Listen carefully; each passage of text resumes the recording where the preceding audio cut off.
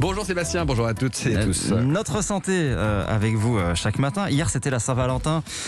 Vous vouliez du coup nous parler d'amour. On dit beaucoup de choses sur l'amour. On dit que l'amour rend aveugle. C'est vrai d'un point de vue médical ? Oui, alors c'est vrai que le grand romantique que vous êtes m'avait dit en antenne que si l'amour rend aveugle, le mariage permet de retrouver la vue. Alors ça c'est un autre débat. Alors c'est vrai que quand on tombe amoureux, on a tendance à un peu idéaliser la personne qui est en face de nous. On a tendance à ne pas voir les défauts, on est un peu euphorique. Eh bien ça s'expliquerait scientifiquement. On a des zones dans notre cerveau qui lorsqu'on est amoureux vont un peu s'endormir. La première c'est celle du jugement critique. C'est pour ça qu'on ne voit pas les défauts de la personne, en tout cas pas au début. Celle des émotions négatives et celle de la dépression. C'est pour ça qu'on est très euphorique, qu'on est très content. Et ça permettra d'entamer ce qu'on appelle un biais d'engagement, d'aller vers la relation, même si la personne en face a des défauts qu'on finira par voir, car malheureusement, cet effet un peu magique de la magie des premiers jours va s'estomper avec le temps et on va finir par voir tous les défauts.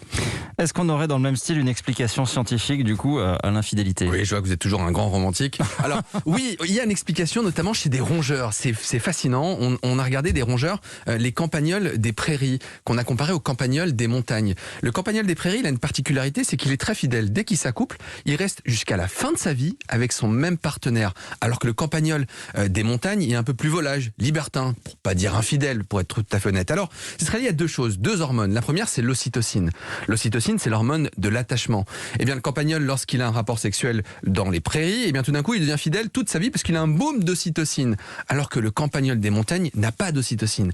Il aurait peut-être une explication chimique à l'infidélité. Et puis, il y a une deuxième hormone qu'on appelle la vasopressine qui va permettre, c'est un peu comme l'adrénaline, de défendre le nid, le territoire. Et bien, encore une fois, le campagnol des prairies en a plein. Quant au campagnol des montagnes, il n'en a pas.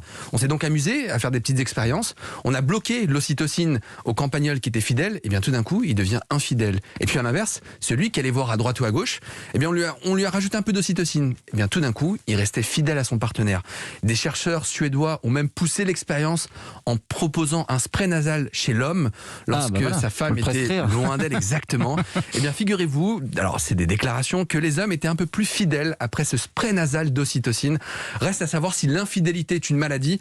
Je pense que c'est un autre débat et c'est peut-être pour ça qu'on n'a pas encore de vrais médicaments. Il y a des hommes des prairies et des hommes des montagnes aussi. Voilà, je ne sais pas de quel côté vous êtes, mais ça sera entre nous.